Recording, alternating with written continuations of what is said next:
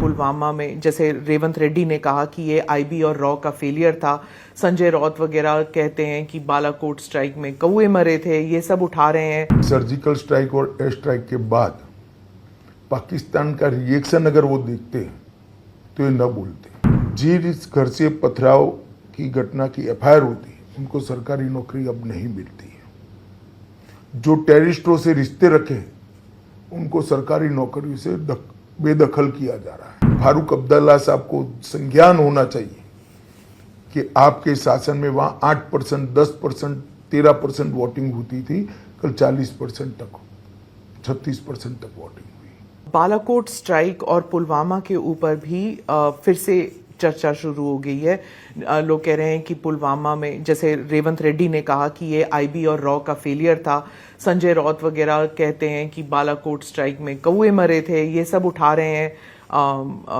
Opposition है पूरा उठा रहे हैं। देखिए, सर्जिकल स्ट्राइक और एयर स्ट्राइक के बाद पाकिस्तान का रिएक्शन अगर वो देखते तो ये न बोलते।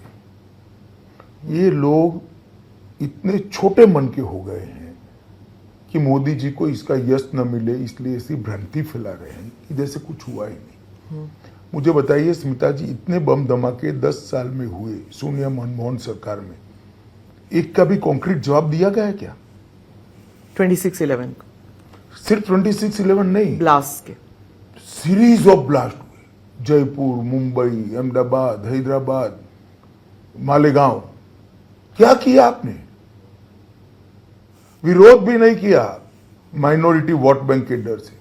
नरेंद्र मोदी जी ने घर में घुस कर मारा है। और वो छोड़ दीजिए, धारा 370 जाने के बाद कश्मीर की स्थिति को पूरा परिवर्तित करने का काम भारतीय जनता पार्टी की सरकार ने किया है। मैं आपको बताता हूं, 33 साल के बाद वहां थिएटर शुरू हुए। 33 साल के बाद वहां पर ताजिया का जुलूस निकला है। 2 करोड़ 11 लाख पर्यटक आए। पत्थरबाजी की एक भी घटना 23-24 पूरे साल में नहीं हुई। पूरे जम्मू कश्मीर में 2 दरबार की सिस्टम बनाए रखी थी, हमने समाप्त कर दी है। लगभग हजारों करोड़ का इन्वेस्टमेंट आज कश्मीर में जा रहा है। 33,000 जनप्रतिनिधि पंच, सरपंच, तहसील पंचायत, जिला पंचायत के चुन कर आए हैं। और इसके साथ साथ मैं आपको बताता हूं कि 58,000 करोड़ की 22 परियोजनाओं को हमने डेवलपमेंट के काम में पूरा कर दिया। कश्मीर के हर घर में गैस पहुंचाया है, नल से जल पहुंचाया है। हर कश्मीरी को, देश में भी तो गरीब को मिलता है, यहाँ हर कश्मीरी को 5 लाख तक की स्वास्थ्य की सुविधाएं कश्मीर प्रशासन और नरेंद्र मोदी जी दे रहे हैं। और इसके साथ साथ हमने कठोर कदम उठाए।